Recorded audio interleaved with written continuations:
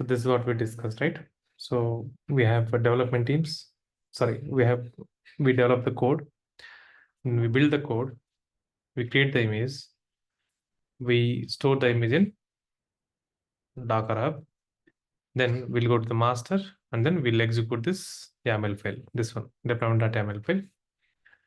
So here we write the data state saying, okay, I want 100 containers, for example, from this image, and I want to expose this port, load balancer, and things like that.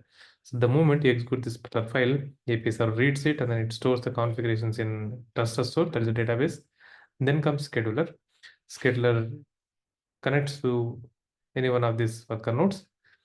And then in the worker node, you have kubelet here, correct? Kubelet downloads the image and then sends that image to the container ID. Container ID creates the container, and then comes kubeproxy. Kubeproxy, allocates the IP address, and then it declares that container is ready. We don't call them as a container, we call them as pod. Okay, for now, think pod as a container. That's okay.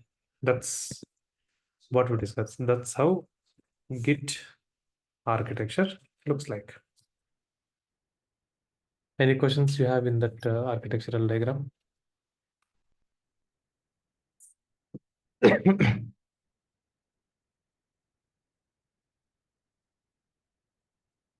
searching for an image, so I'm able to find it.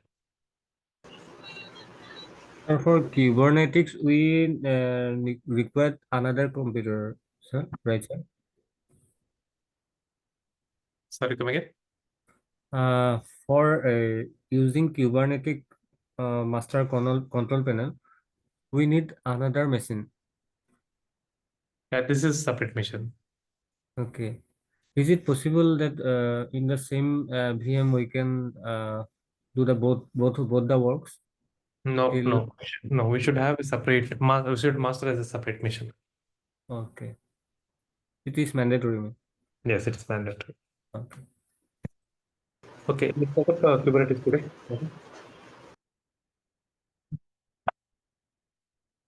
You want to draw this diagram again, or same thing we discussed, right? Develop, build, image, push that image to the Docker Hub, then go to master, and then execute this particular, YAML file. API server reads it, it stores the configurations, then comes to, scheduler. Scheduler goes to any one of these worker nodes, and then it'll create 33 on this worker node, 33 on this, 33 on this. And then comes who? Controller, right? This is your controller. So once the environment is done, is created, say 100 containers, right? Then controller implements something called watch loop. Okay, it will check if this is your actual state, how many containers or pods you have actually, right, running currently. So it implements the watch loop, and then it checks the actual state. If actual state is matching the desired state, was that desired state, I want 100 containers, so it will not do anything. If, say, for example, 10 containers go down, you have only 90. Now there is a discrepancy between actual state and then desired state. In that case, it will talk to scheduler. Schedule creates a replacement for us. We call that a self-healing feature. Correct. So that's what we discussed. Today, let's see how we can install.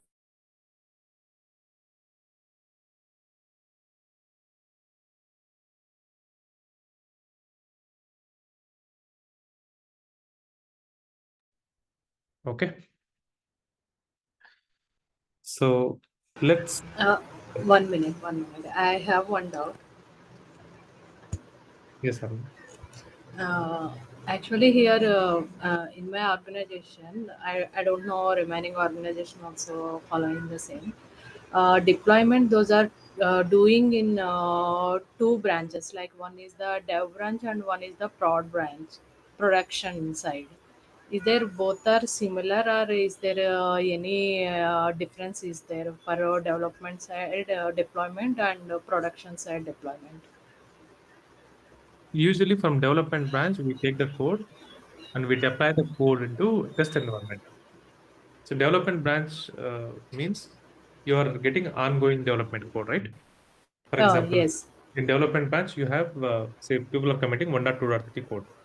and everybody is currently working on 1.2.3.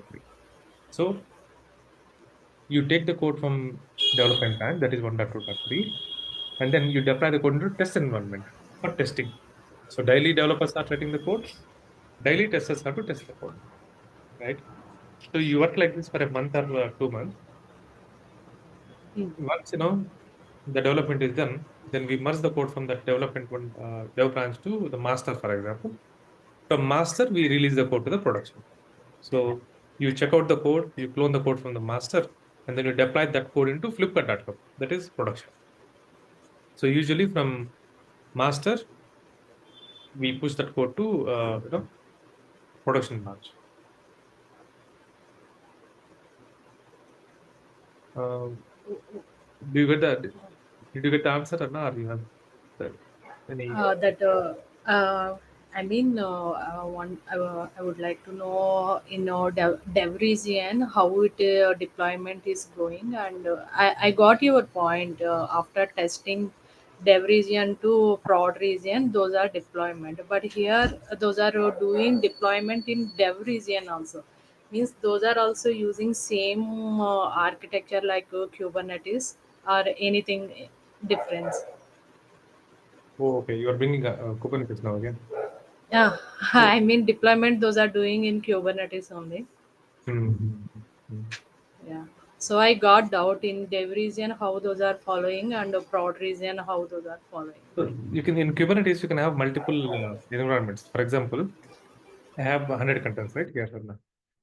So all 100 containers are under some load balancer. This load balancer name is say Flipkart.com. This is the production. In same Kubernetes cluster, you can create one more environment here only. Okay. So 1, 2, 3, 4. For example, 10 containers load balancer.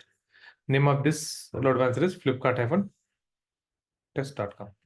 That means 100 containers are under this load balancer, and that is a production load balancer.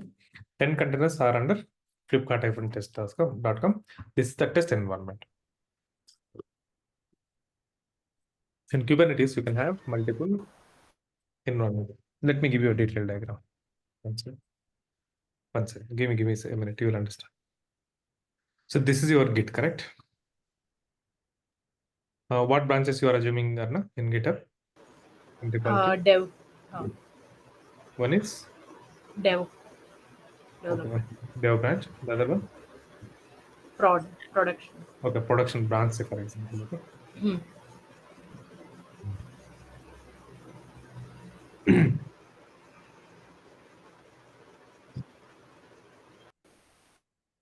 So I'll call it the master. Should I call master as a production branch? Yeah, yeah. This master. Under master, I have dev branch, for example. Right? Developers. Assume that developers are committing the code to dev branch. If I'm explaining something different, Anna, you can tell me what Yeah. how you are working in your application, so that I can Okay. explain the exact thing. I'm just Okay. doing it generic. So developers, right? 100 developers. Assume that all these 100 developers are working on dev branch. Okay, for 1.2.3. So they all commit the code to dev branch, right? So what do? We clone the code from dev branch, Arna. This is this dev branch code. Dev branch code, okay? So you get the dev branch code here, Arna. How do you clone Yes. the only dev branch code? Very simple. We just clone the complete repository. Once we clone complete repository, we run a command git checkout dev branch. So you'll get dev branch code, right? If you say git checkout dev branch, you'll see the dev branch code. Yeah, yeah. Branch name if you'll mention means that branch code or you can. Yeah. Correct. So you have dev branch code. Then I compile it. Right? When we if we Here when Maven. we get the var Yeah. file, yeah, using Maven. Right? And then we get the var file, right? And then we create the image. For example, Ubuntu, right? I'm assuming the same thing, JDK, Tomcat. In your project, things may be different. Ingredients are different. Command which will start Tomcat. Tell me So this, I call it as gamut cart hyphen dev hyphen image, some image, because this code is, this image contains the code from the dev branch, right? Okay. And then I'll push this to the Docker. And this is your Kubernetes cluster, okay? This is your Kubernetes cluster, for example. This is your Kubernetes, for example. K8s. And then I pull this dev branch image. This one, dev gamut cart hyphen dev hyphen image. I pull this image, okay? In Kubernetes, I'll create pods or containers. That means I'm showing this here, okay? You have that image here, right, Anna? This is your Docker Hub, right? We developed the code, Yeah. we built the code, we created the image. And this image contains dev branch code, right? Correct? Correct. Correct. That image is in the Docker Hub, this one, okay? Then we go to master. We have the YAML file, okay? I want 100 containers, this is the image and so on. So this will go on then create one environment for us. Okay, no? You call this as assume that you are getting one environment.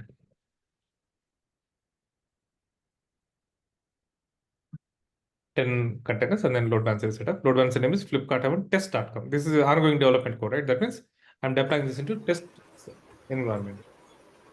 So again, we have 10 containers here, right? Maybe, say 3 containers are running on this worker node, 3 containers are running this code. When this worker node, 4 containers are running on this worker node, for example. So that means you have 10 containers pods running in your Kubernetes. And then those 10 pods are under flipkart test.com. So test environment is done. Aruna? Yeah. Now let's go to production. So again, this time what to do? It's a production, right? You want to deploy the code into production, right? Say for example, Yes. I merged the code to the master. Think that way. So in master you have production code, right? This time what I do?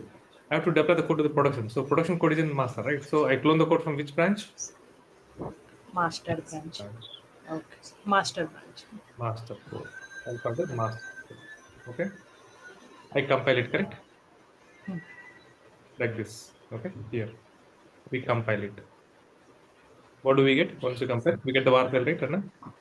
And then we get another image here. So this image contains what? Production Same code. gamut card production image. Yeah, I call it as production image.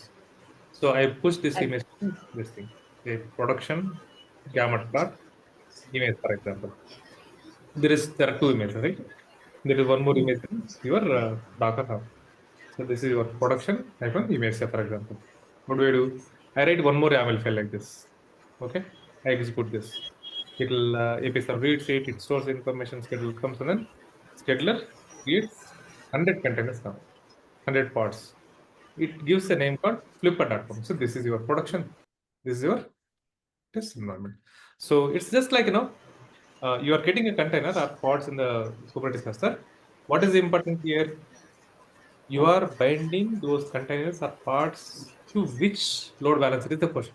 So all these 10 are under test.com. If testers say, test.com, it will come here.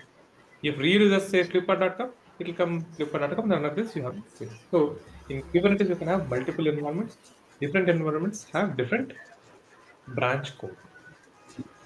That's how you may be doing. So finally, they will compare the results, right? Like test environment and master branch result. Final. Yes. So we first, test the code in test environment.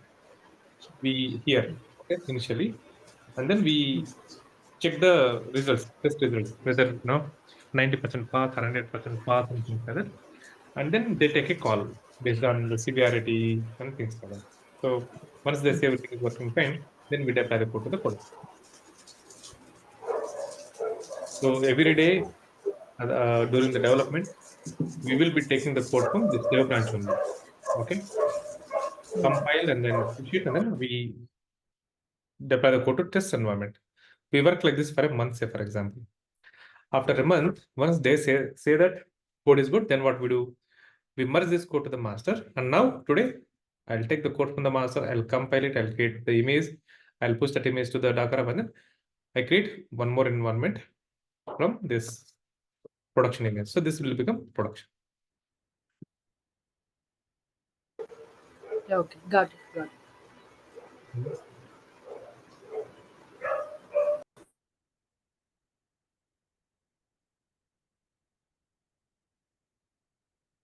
Let's see how we can set up Kubernetes today.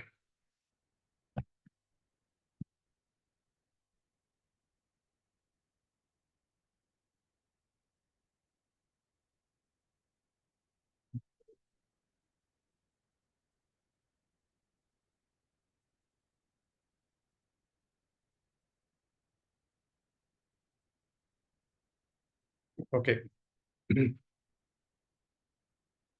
So I'll go to some, see if I want to set up Kubernetes, right? I need to have minimum 2 missions, right? 1, 2. Minimum 2 missions I want. One for the master, one for worker node. So what I will do now, I'll first get a single node cluster. One master, one worker node. So once you know how to attach one worker node to the master, then it's just matter of repeating the same thing. So let's first take 2 missions. Let's configure one mission as master, another mission as worker node. So once you know how to attach one worker node to the master, then you can just repeat the same steps for other nodes. So I need 2 missions now. So I'll take 2 virtual missions, okay? Maybe from Google Cloud.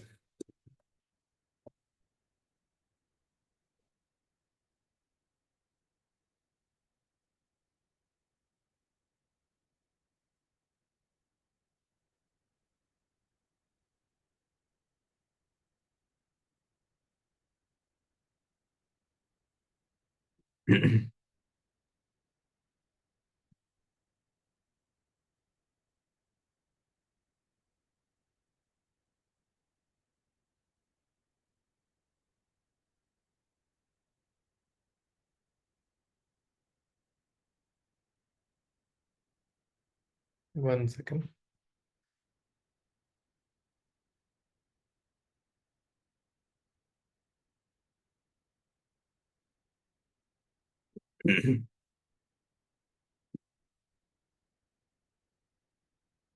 Where is it going?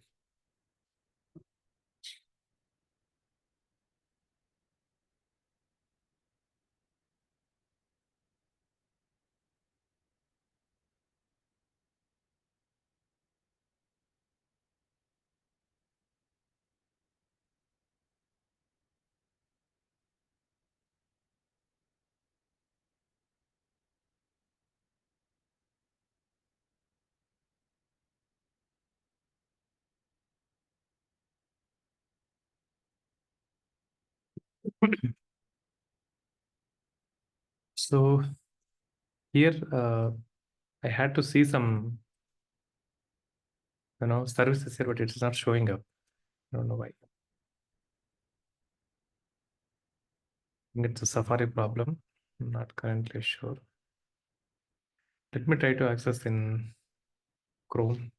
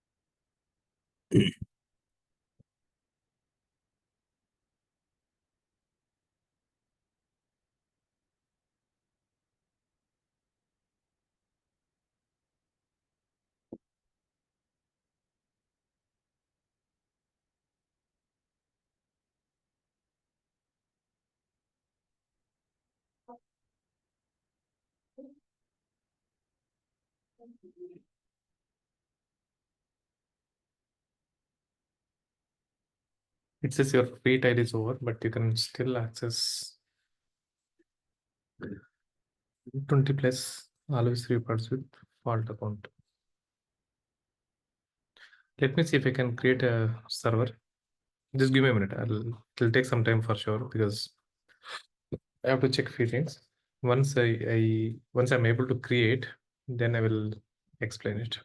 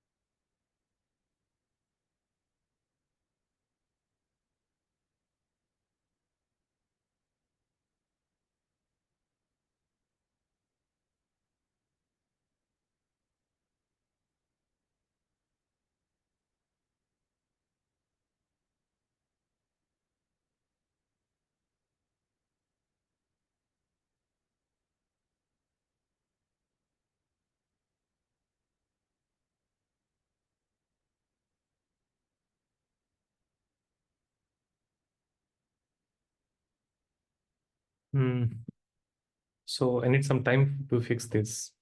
Without this, we cannot proceed further. Even if I start fixing it now, it will definitely take 15-20 minutes or more than that, or I'm unable to, I may not be able to finish it. Don't want to keep you it. I'll stop the class now. I'll make it ready in tomorrow's by tomorrow's class. Is that fine? You're ready? It will take time, minimum 20-25 minutes for me. I may have to enter my credit card details again and a lot of things. I'll spend more time tomorrow. Okay.